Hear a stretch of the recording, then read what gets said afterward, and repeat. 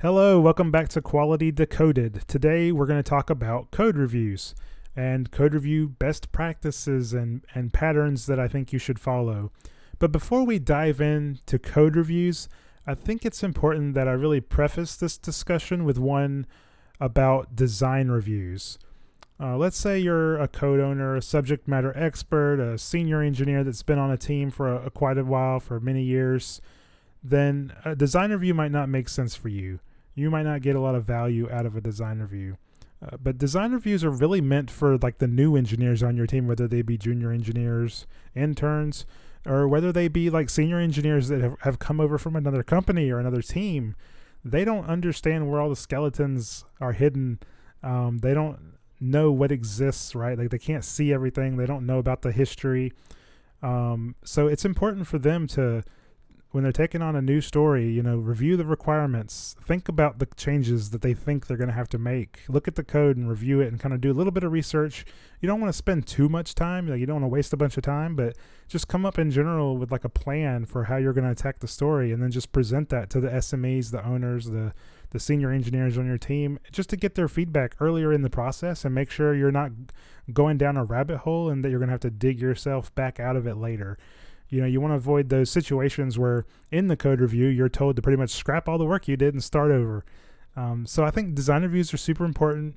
I just wanted to briefly mention that, but I do want to dive into the code review topic because I feel like that's really the priority for this video. And we do have quite a bit of content to cover. So I want to go ahead and get started. Let me switch to my screen so you guys can see what I'm looking at. This is Google's best engineering practices. They open sourced their code review practices, I want to say last year, might have been the year before, but fairly recently in the grand scheme of things. And when I read over the documentation when they first released it, I was honestly surprised at just how many of their patterns and practices really lined up with my viewpoints on how code review should be handled and like my internal documentation where I work. So it's a really good resource. I will put a link to this in the description below. Definitely click on that. Check it out. I recommend you just read through all of it. And I think even if you already do code reviews and feel like your processes are nailed down pretty good, I bet you'll find a few tidbits of helpful advice in this documentation if you read over it. So that's just my advice. But let's talk about a few things. For one, it's, what do you look for in a code review? There's so many things. And you can't just look for one or another. Like I see so many code reviews that are just like, oh, we need a comma here, we need a semicolon there, we need extra, take away this extra line spacing here, and that stuff's important.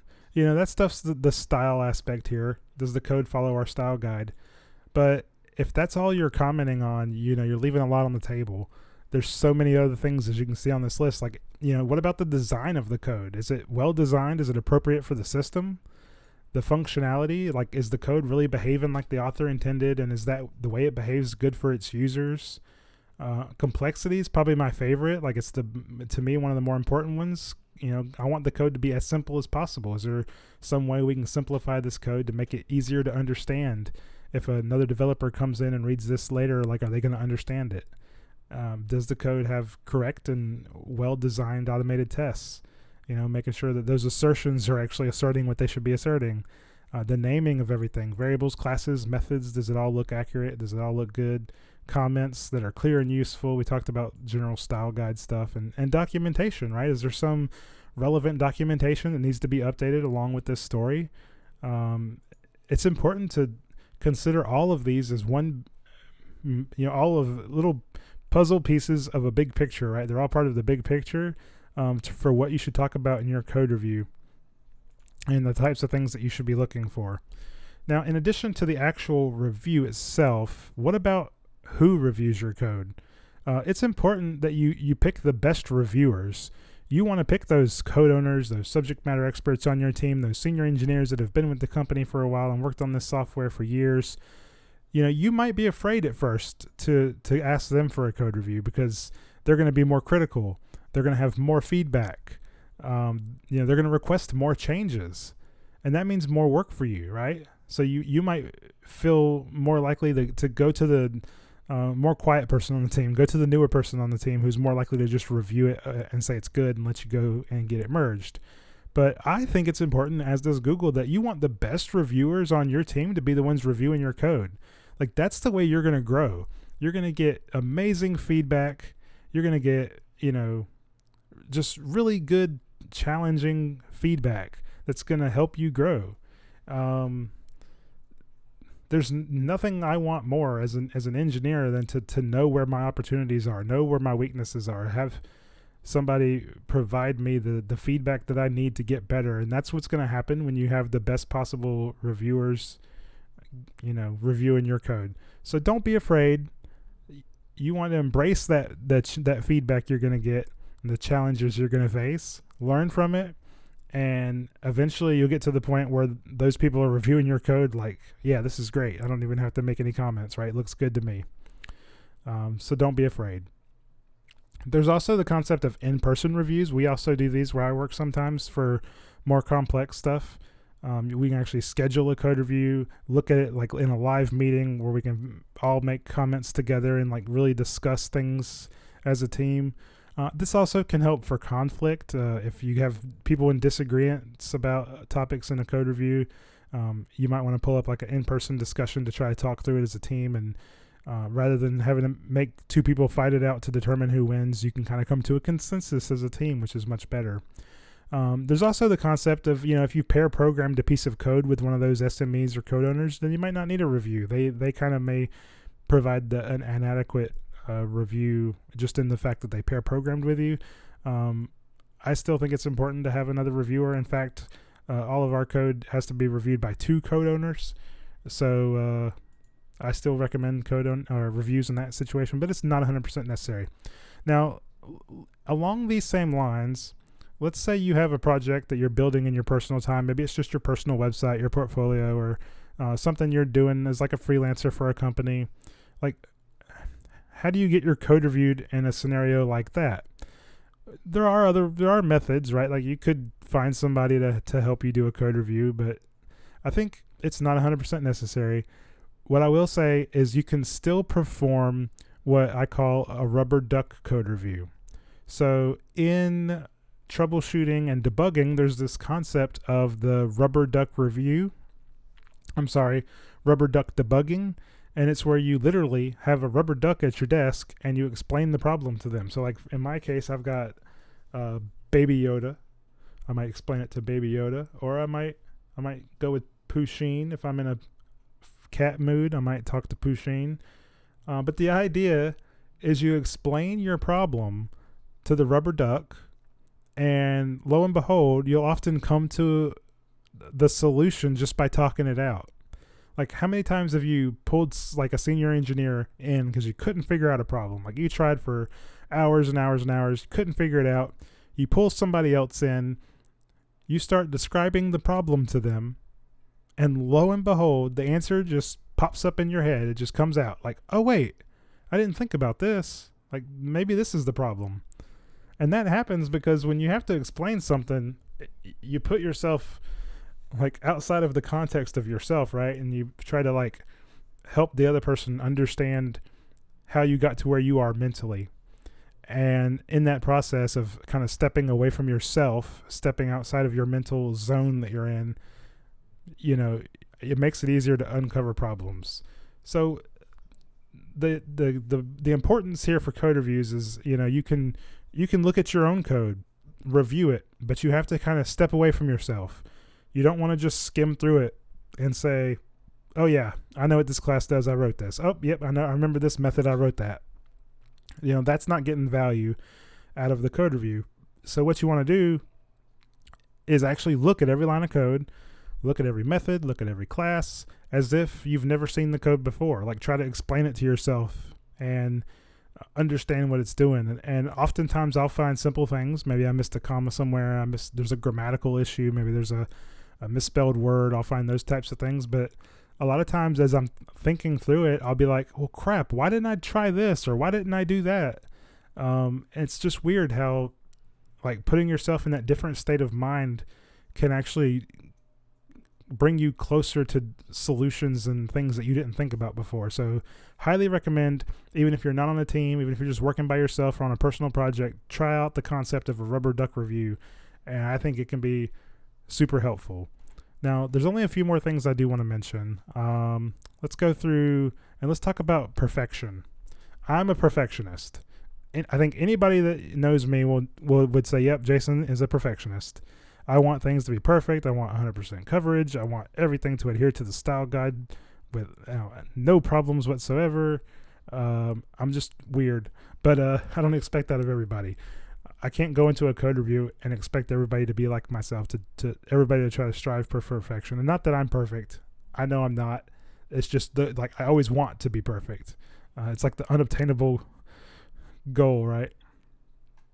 But I think the point here is that if the pull request, if the change list is in a state where it definitely improves the overall health of the system being worked on, even if it's not perfect, it probably should still be approved.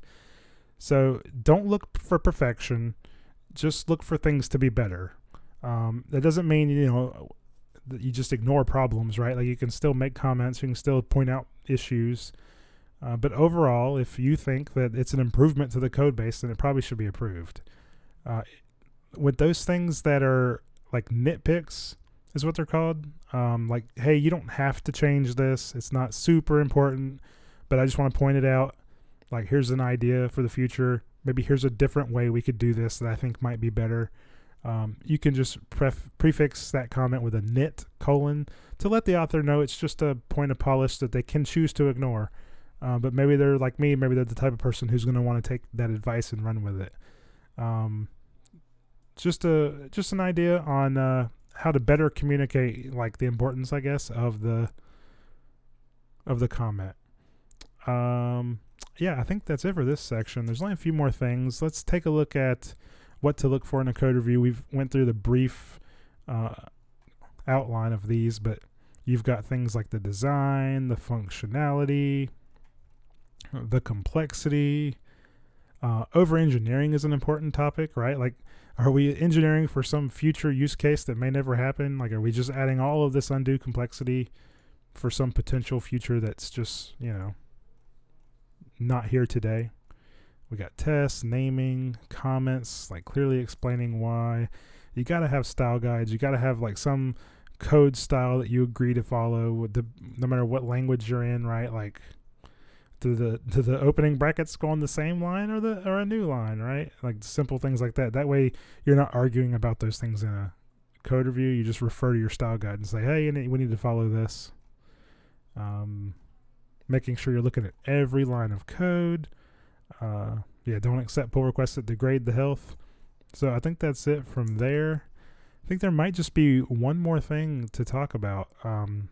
Speed is good. Like you don't want somebody sitting around waiting for code review for a long time. I think Google's recommendation, I'm not going to go back and click on it, but it was like, if you're at an opportunity when a pull request comes in where you can review it right away, do so. But you shouldn't have somebody waiting like over one business day to get a review. You want things to get reviewed fairly quickly. So yeah, the last thing is really courtesy, friendliness. Be kind, explain your reasoning, balance giving explicit directions with just pointing out problems and letting the developer decide. Encourage developers to simplify code or add comments instead of just explaining the complexity to you. So instead of being like, why did you do this way, or how does this work, just tell them to, hey, can you add a comment to explain how this works or something. It's just a good point of advice. So here's a good example of a bad comment in a code review. Why did you use threads here when there's obviously no benefit to be gained from concurrency? So you've reviewed the code, or you've reviewed the coder and not the code. And it's important in a code review that you're reviewing the code, not the developer. So try to leave out things like, why did you do this? Just point out the problem and maybe point out why you think it's a problem, and kind of leave the door open for them to give a rebuttal, right? Like maybe there's something you missed. Don't just assume you're perfect, that they've done something wrong. Ask for some feedback on why they did something this way. So there's a better way of saying the same thing, is the concurrency model here is adding complexity to the system without any actual performance benefit that I can see. So it's not stating this as a hard fact. It's saying, as of right now, I don't see a performance benefit. Because there's no performance benefit, it's best for this code to be single-threaded instead of using multiple threads. So they've really left the door open for you to come back, and maybe there is a performance benefit that they're just not seeing, and you're kind of giving them the opportunity to explain that performance benefit to you. So, and in general, it's just a much nicer comment, right? It's more friendly and less likely to cause some kind of conflict. You want to explain the why, give suggestions, give good guidance. There's so much amazing tidbits of information in this document that I think you should just read it for yourself and take notes while you're reading it and see what you can find that would be helpful to bring back to your teams, your projects, your software. That's the way I've kind of utilized this since it came out, and I found it to be super helpful. So I highly recommend Google's engineering practices here on Code Reviews. Again, like I said, I'm going to put the link in the description below so you can check it out for yourself. But I think that's it. If you're enjoying the content, please don't forget to like and subscribe. It really helps me out, and I really appreciate it. So thank you for watching, and we'll see you next time.